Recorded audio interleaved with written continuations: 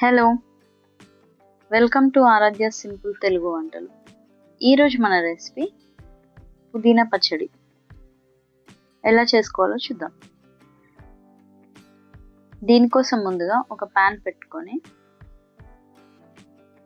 Pan వేడయ్యాక కొద్దిగా నువ్వులు, కొంచెం జీలకర్ర వేసి ఒక 5 మినిట్స్ లో ఫ్లేమ్లో ఫ్రై చేసుకోండి. నువ్వులు జీలకర్ర ఫ్రై అయ్యాక వాటిని తీసి పక్కన పెట్టి మళ్ళీ అదే ప్యాన్లో కొద్దిగా ఆయిల్ పోసుకొని ఒక 10 వరకు పచ్చిమిర్చి ముక్కలు వేసుకొని ఫ్రై చేసుకోండి. అవి ఫ్రై అయ్యాక అందులోనే 1 కప్ పుదీనా ఆకుల్ని బాగా కడిగి ప్యాన్లో వేసుకొని ఫ్రై చేసుకోండి. మీడియం ఫ్లేమ్లో ఒక 10 మినిట్స్ వరకు ఫ్రై చేసుకోండి. అలా ఫ్రై అయిన పుదీనా పచ్చిమిర్చిని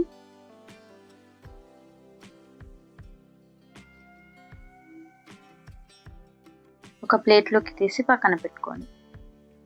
అదే ప్యాన్లో మళ్ళీ కొద్దిగా ఆయిల్ పోసుకొని కట్ చేసి పెట్టుకున్న ఒక 3 టమాటాలను వేసుకోండి. అందులోనే కొద్దిగా చింతపండు వేసి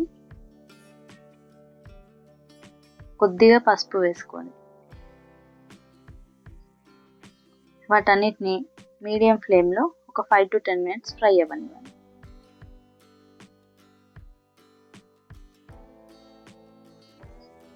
టమాటా ఫ్రై అవుతుండగా మనం ముందుగా ఫ్రై చేసి పెట్టుకున్న నువ్వులు జీలకర్రని పౌడర్లా గ్రైండ్ చేసుకోండి.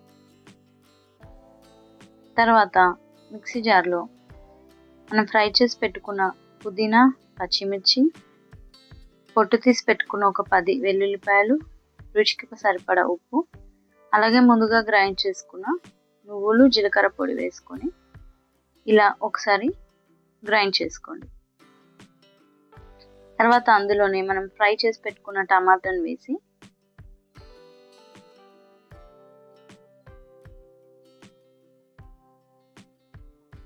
ఇలా పచ్చడిని గ్రైండ్ చేసి పక్కన పెట్టుకోండి.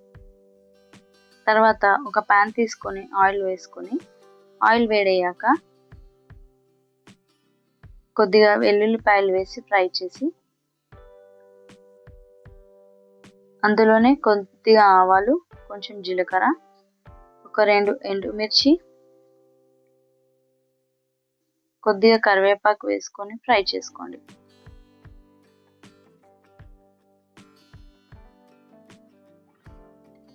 అందులోనే కొద్దిగా పసుపు వేసుకొని స్టవ్ ఆఫ్ చేసుకొని మనం గ్రైండ్ చేసి పెట్టుకున్న పుదీనా పచ్చడిని వేసి కలుపుకొని ఒక బౌల్లోకి సర్వ్ చేసుకోండి.